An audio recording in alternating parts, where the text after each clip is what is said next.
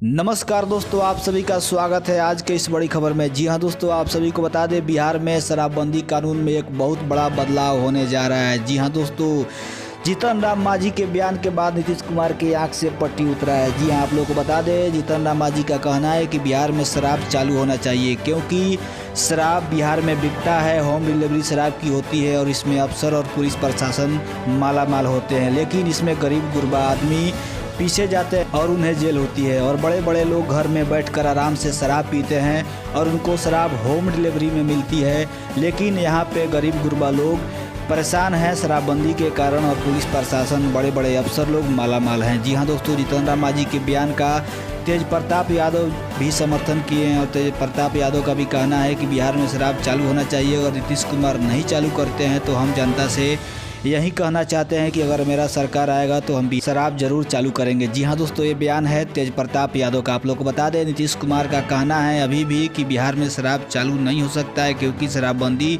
बहुत ज़रूरी है। लेकिन जीतन राम मांझी शुरू से लेकर अभी तक अपने बयान पर डटे हुए हैं और उनका कहना है कि बिहार में शराबबंदी नहीं, खिलवाड़ हुआ है और गरीब गुरबा लोग इस शराबबंदी कानून में पीछे जा रहे हैं, उनको जेल हो रहा है और पुलिस प्रशासन झूठे केस में उनको फंसा कर अपना काम बना रहा है और पैसा कमा रहा है। आप लोग को बता दें जीतन राम मांझी का कहना है कि बिहार में शराब चालू हो जाना चाहिए। तो नमस्कार दोस्तों, आज के इस वीडियो में इतना ही। अगर मेरा वीडियो आप लोग को अच्छा लगा हो तो वीडियो को लाइक शेयर जरूर कर दीजिएगा।